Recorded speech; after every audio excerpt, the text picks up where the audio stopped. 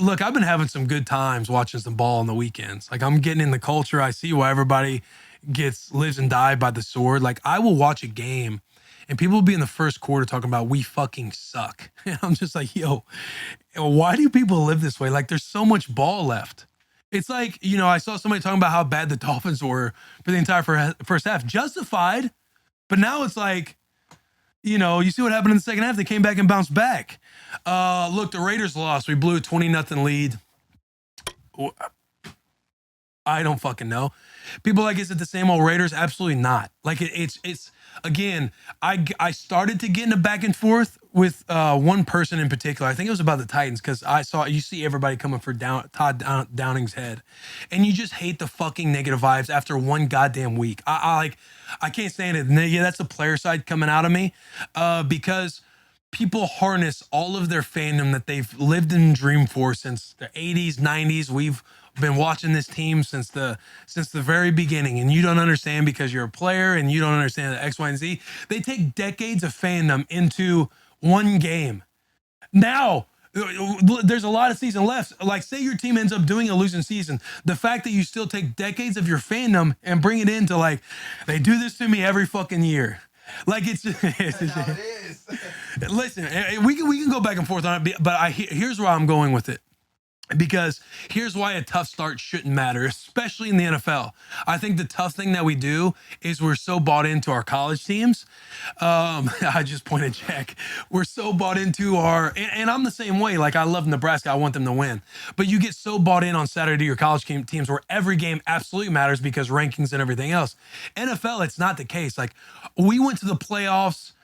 We were in a win and in game being like 8-7-1 one year in Washington. We made the playoffs. They make fun of the NFC East some years, the NFC least. Going into the playoffs at 9-7 with momentum. Like I was laughing last week. I got the NFL Plus where you're able to watch the old games. I was literally watching our old playoff game against Green Bay in 2015 or 16.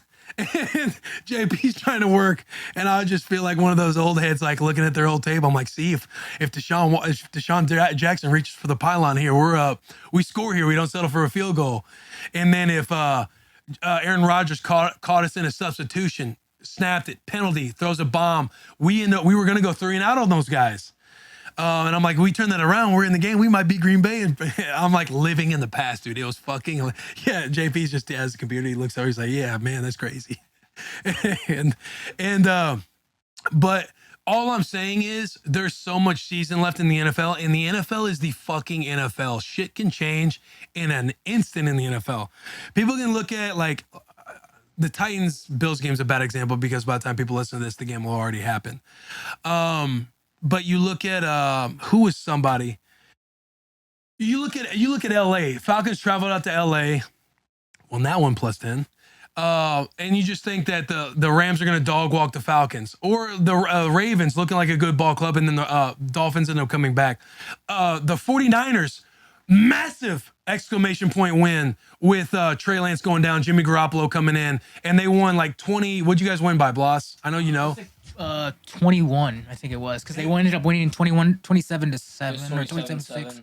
Yeah, like a massive win when your quarterback goes down. After that, you guys lost to. The narrative totally changed too. Everybody was off the Jimmy Garoppolo boat, and now everybody's back. Yeah, in now the fucking quarterback drama. I mean, we're going into a trilogy with the Trey Lance Garoppolo drama, quarterback drama in San Francisco, in San Francisco going into next year. But you just never know in the NFL, dude. You truly don't ever fucking know. Like these are grown ass men, they're professionals. And I think what always pisses me off is like disrespecting the work that's put in from a new team that's separated from like, an old team. Like the Titans team this year is way different from the Titans team last year. And like, you can go back and forth and talk about Downing, or you don't have a receiver that takes the top off like some flashy player.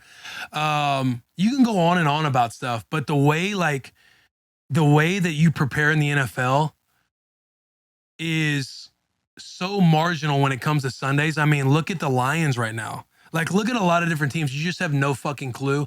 And I think when everybody's ready to sail them off into the sea and fucking kill them and say like, all right, on to next year, especially when it comes to like the Titans after week 1, it's just like, I don't know. It's bullshit to me because I guess I guess for me, I've been in those, like all those meeting rooms where how Vrabel as the head coach paints and builds the culture with all those guys, like how all those guys are dialed in on specific things within the game plan and within the game. It's like, for instance, again, we don't know what's going to happen with the Bills game. When you guys are listening to this, the results will already be figured out. However, just going after week 1, when people were absolutely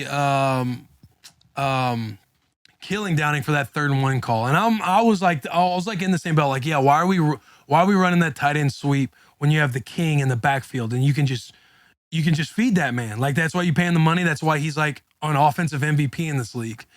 But also, like, when you hear the presser and you hear them talk about they saw something in the game plan, they saw something in the preparation, and like Taylor and I had this same conversation, and Taylor was like, "Yo, if I just make that block, I know it looked like there was 4 dudes coming in the backfield line of play, but if Taylor makes his block, the line of scrimmage gets established, and it's a one-on-one tackle with the cornerback." However, respect to Downing coming out, taking all the bullets, taking all the heat, because everyone just screams at their mountain on the top of their head, bro. Just fire Downing and do X, Y, and Z and do all these things. Time will tell. There's always a lot of ball left. There's always a lot of ball left. People can talk. People can say they were right. Let's say they have a bad year and he ends up getting canned or something like that. All I'm saying is I hate hitting the panic button and seeing the panic happen immediately after 1 week or immediately after 2 games. Like the Raiders.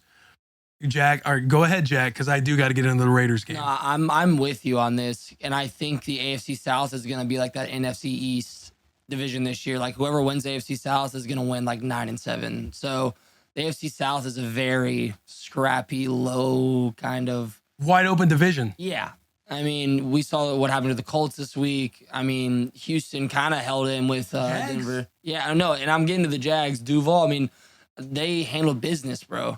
And so I'm with you on not hitting the panic button, even if, and hopefully we do not lose tonight, and this will come out tomorrow. So like you said, the score's already there. We don't need to hit the panic button, even if we go 0-2. Our division is so straightforward that we have a shot no matter what, even if we lose the first 4 games of the year. 2019, 2-4. Rattle off the back end of the schedule and you go to the AFC Championship. What do you got going on? You got something going on, JP. But rattle off. You start off 2-4.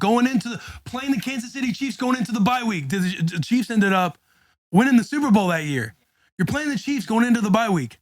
And you end up beating the Chiefs, and then you rattle off the back end of your schedule, and you go in and go on a run to the AFC. All I'm saying is I hate hitting the panic button, especially in the NFL. Raiders, starting off 0-2. I think they're still a good fucking football team. They got the weapons. They were up 20-0.